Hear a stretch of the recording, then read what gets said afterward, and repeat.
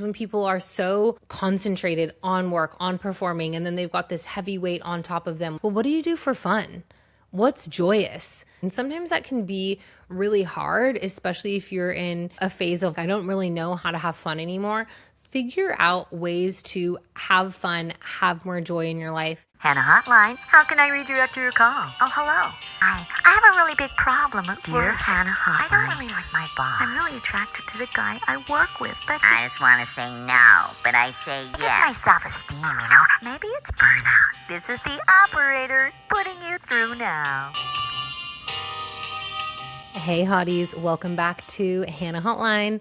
So if you are new here, Hannah Hotline is a podcast segment and column in the Daily Telegraph. You can submit any of your career questions that you would like to hello@hannahkissel.com if you want to be featured among the hotties for Hannah Hotline. So let's just get right into this email today, which is a bit of a heartbreaker. Dear Hannah, I'm the person everyone comes to when things fall apart at work. Good for you. My colleagues call me unflappable. My manager tells me I'm the most composed person on the team. Last month, I got the feedback that I have exceptional executive presence. So, why do I go home every night and cry in the shower? I reread every email at least 5 times before sending it. I lie awake replaying conversations from 3 days ago, wondering if I said something wrong. When my manager gives me positive feedback, I immediately assume she's setting me up for something bad. When I do well in a presentation, I spend the rest of the day waiting for someone to figure out I just got lucky. I've been promoted twice in 3 years. I hit my targets, my team loves me, and I feel like an absolute fraud every single day. The worst part is I can't tell anyone. I don't even know what I'm asking for. Maybe just to know that I'm not the only one who feels like 2 completely different people depending on who's watching. Signed, confident on the outside, crumbling on the inside. Breaking my heart. So I just also, like, before I get into this, I really want to normalize. I coach a lot of exceptional talent, very top performers of their organization, sometimes CEOs, sometimes people that have been globally recognized as number one. I coach a lot of top sales professionals, and what you're experiencing is highly normal, especially in women. So I do just want to say you are 100% not alone. And also, the more you keep this inside, the more the shame builds. So I'm really happy that you wrote in to this podcast, but also I encourage you to start speaking about this a little bit more. So I want to just look at really first what's going on, because sometimes people write into me or they'll be in a coaching session, and really what this letter is presenting with is kind of true imposter syndrome. And when people tell me, you know, I appear really confident on the outside, but I'm not really confident on the inside, first I always try to diagnose, do you have the actual skills to be good at whatever it is that you think that you're doing?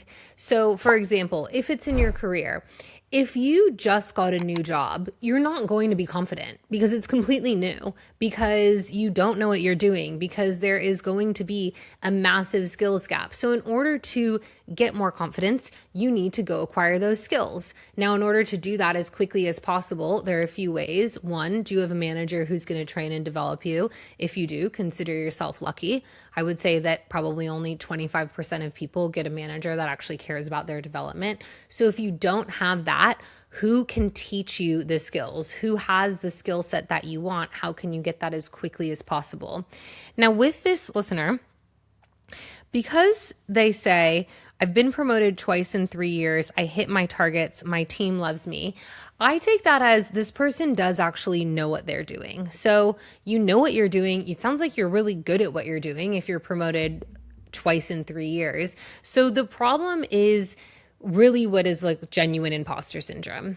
Now, what's going on is something that's called in internal family systems therapy. This is a method that I work with, Richard Schwartz's method. This is what's called a parts polarization. So you have one part of you, and likely there is a part of this listener that is quite confident. If they say that they have extreme executive presence, if they're getting promoted, if the team loves them, the manager loves them, if her clients love her. I'm just assuming this is a she, but might not be, could be a male. So they have a part of them that is highly competent, that is highly capable, that can execute their job. So that's part one. But then there's part two, and this is the more interesting part of them. So the part of them that says, I'm not good enough, or I feel like a fraud, or I have to reread an email 5 times before sending it. I'm afraid that is someone going to find out? Is someone going to kind of say gotcha when I do something really well? So that to me is the more interesting part. And what tends to happen is that both parts can almost butt heads against each other. And it's like there's a fight going on between you. This is what we call inner conflict. So you've got one part that thinks that you are highly competent, you are highly capable, you can execute things really well. And then you've got another part that's saying, I'm a fraud, I'm a failure, people are going to find out, I don't really know what I'm doing. So what do we do about that? Now, what we really do is we start to look at, where did this part of you that tells you that you're not confident or you're not capable or that you're a fraud, really, where did this part of you come from? And what's the origin of this?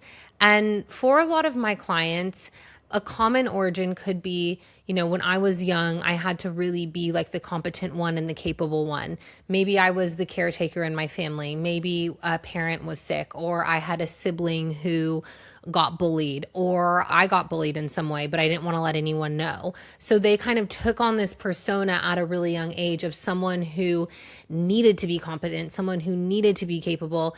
And when they weren't, there could be extreme consequences. So understanding what that origin is, but likely there's this part of you that's almost stuck in time. And sometimes what happens is that a lot of my clients that experience this type of thing, this part of them will often be like a young part that's a little bit traumatized in some way. And it's almost like stuck. And it thinks that maybe you're 6 years old, or it thinks that maybe you're 8 years old, or you're 12 years old, or, you might still be getting bullied in school, or you might still, being demeaned by your mother, whatever it is. So we really want to look at, is this part of you a younger part, and how can we almost update it and tell it that it actually isn't necessarily like it thinks that it's stuck for some reason. So we want to give it an update and say, this actually isn't happening anymore. I am X years old. I am, very successful. I work for X company. This is the scope. So because what starts to happen is there starts to be like very intense rumination about saying that you can't do this. And if you're not telling anyone, which it sounds like this listener isn't, then shame starts to build even more. So by telling someone, whether that be a friend, whether that be a colleague, whether that be a therapist or a coach, you're going to start the shame reduction process from happening and to start to normalize this. Because I can tell by what this listener is saying, which is like, I don't even know what I'm asking for. The worst part is I can't tell anyone. There's almost like this air of isolation, which is like, this is a dirty little secret that I have. So you want to get out of thinking that this is a dirty little secret, and you actually want to say, sometimes I feel like I'm not good enough, or sometimes I have to do things and I think I have to work extra hard. If you haven't listened to the Big Fucking Dreams episode with Lindsay Zoney, I highly recommend listening to this, because she goes into detail about what she was experiencing, even when she won the #1 sales rep at LinkedIn globally. And she got a big award for it. And then the first thought was, oh my God, I don't deserve this. And the second thought was, how am I going to back this up? And that was just such a pivotal moment of even at someone that performs at such a high level still experiences this. And we want to normalize this and also talk to other people who can say, yes, me too. Now, the main part is really identifying, who that part of you is, this is definitely basic internal family systems therapy, really journaling with it, trying to get to know it. You can ask it a series of questions as well. There's another podcast episode that I recorded, which is a parts meditation through internal family systems therapy. I would listen to that if you want to work directly with a part. But then the second part is this behavior that you're doing, which is almost like compulsively rereading the email. Maybe you're double checking everything. Maybe there's some perfectionist qualities going on. And we really want to stop that. So this is like a graded exposure therapy of you stopping this like compulsive double checking or trying to make everything perfect. I had a client who really struggled with confidence and, was also very senior in her career, but she would very similarly just double check anything, triple check everything. And then her workday was so long because of everything that she did had to go through such due diligence. And what we worked on was her not engaging in those behaviors, because it can be a little bit of rumination. There can be like a bit of dopamine hit after doing that behavior. So it was engaging in not doing that behavior and being okay with the real discomfort, because there's going to likely be discomfort if you aren't going to do this. So really making a rule for yourself, which is like, okay, I can only read over the email twice. Another thing that I see is people kind of asking their colleagues for advice all the time when they know what they're doing completely. I had a client who was like, it was kind of the Mean Girl who made a reference, and you know who you are if you're listening. It was like the Mean Girls reference when Lindsay Lohan's character is asking, I want to say Aaron Rodgers, but I'm like, is that a baseball player? Whatever, asking the cute guy about the math answer. And then he gives her the answer and she's like, wrong, that answer is wrong. And it's like, you know what the answer is. So don't go to other people just to get the validation or just to get the hit or just to quell your anxiety. You have to get used to the exposure of not going to other people and knowing that you're okay just as you are. I went through this really similarly when I realized that I was just going to, a lot of different coaches when I really didn't need to. I really was like, I actually have this. This was more business coaches and more tactical. And I was like, I actually have this. This isn't what I need at my stage of development right now. So stop doing the behavior where you feel like you have to indulge in perfectionistic qualities. Now, kind of the last component of this is really a bit more nervous system work. So looking at, what are your closing down rituals? When you leave the office to go home, are you actually giving yourself a break? How much are you thinking about work? Also, do you have any fun and joy in your life? Because sometimes when people are so concentrated on work, on performing, and then they've got this heavy weight on top of them, which is like, people are going to find out I've got imposter syndrome, I'm not confident. Really, I like to ask, well, what do you do for fun? What's joyous? Do you go dancing? Do you go clubbing? Do you have a knitting club? Do you have a book club? Like, where's your socializing? And sometimes that can be really hard, especially if you're in, a phase of life where a lot of people have children or a lot of people have families. Maybe you have children or a lot of your friends do. And you're like, I don't really know how to have fun anymore. Figure out ways to have fun, have more joy in your life, and also ways to really let loose, because I can tell that from this listener email, like everything is so compressed. It feels really heavy. There is a lot of self-doubt associated with it. So you want to look at, what are the different ways that I can actually enjoy my life?